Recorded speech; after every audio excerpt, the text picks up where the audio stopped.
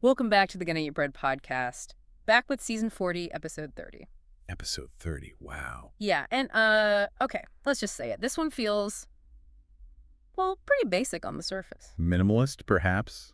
Like, there's not a ton to immediately sink our teeth into, content-wise. Right. Like opening the pantry and just finding one Mhm. cracker. Mhm. But before you skip ahead thinking it's all crumbs, there is a bit of interesting backstory here. Oh, yeah. You know, Mark, the guy, the brain behind Gonna Eat Bread. It's a creator. Yeah, of course. Well, it turns out the origin story, like how this whole thing even started, he actually shared it. It's in volume 39 of 3V's magazine. Oh, 3Vs. That's the French one, right? Pronounced 3V. Exactly. 3V. Very avant-garde, apparently. And guess what? What Somebody managed to snag an early copy. No kidding. Nice. So Mark spills the flour. Huh. Yeah, basically, Mark, who, get this, is described as a futurist. A futurist. And he started, gonna eat bread. Okay, that's unexpected. I know, right? A futurist contemplating the, I don't know, existential significance of a good loaf.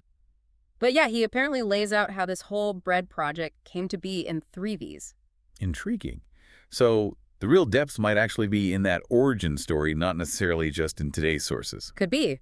So if you're curious about a futurist's take on bread genesis, you should definitely check it out. It's 3vs.com/vol39. That's 3vies.com/vol39. Good tip. We'll put that link somewhere accessible. Okay, but for this deep dive, focusing on s40e30 itself, Right. what do we actually have? Well, we have an audio clip. It's pretty straightforward. Someone just says, I'm going to eat this bread. Just like that. A declaration. Bold. Simple. Indeed. No ambiguity there, linguistically speaking. And then we've got the visual source. Right. Describe that for us. Okay, so picture this. You're looking at a wooden table. Pretty standard. There's a glass. It's got water and ice in it. Hydration is key, obviously. Very important for optimal bread enjoyment. Uh-huh. And then on a plate, a light gray plate, very specific, there's one single guava pastry just sitting there. One pastry. Okay. The object of the declared intention, perhaps? You'd think, but wait, there's more. Off to the side, there's this clear plastic container, you know, like a takeout box. Yeah. And inside that, two more guava pastries. Okay. So a plot twist or a pastry twist. Exactly. So the audio says, I'm going to eat this bread, singular, Mhm. but the visual offers potential plural pastry consumption. So is this bread referring only to the one on the plate?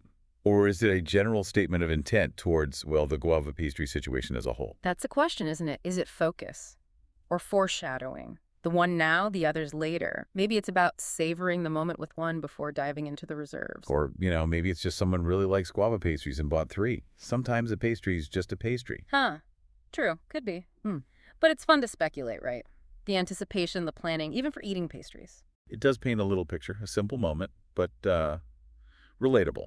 The intent, the visual evidence. So yeah, that's pretty much the shape of it for 70/30. Someone's going to eat bread, specifically a guava pastry, and they have backups. Some moment captured. Which leaves us pondering, I guess, what profound philosophical nuggets can we really extract from someone saying, I'm going to eat this bread, especially when there are guava pastries involved? Is it a statement of free will?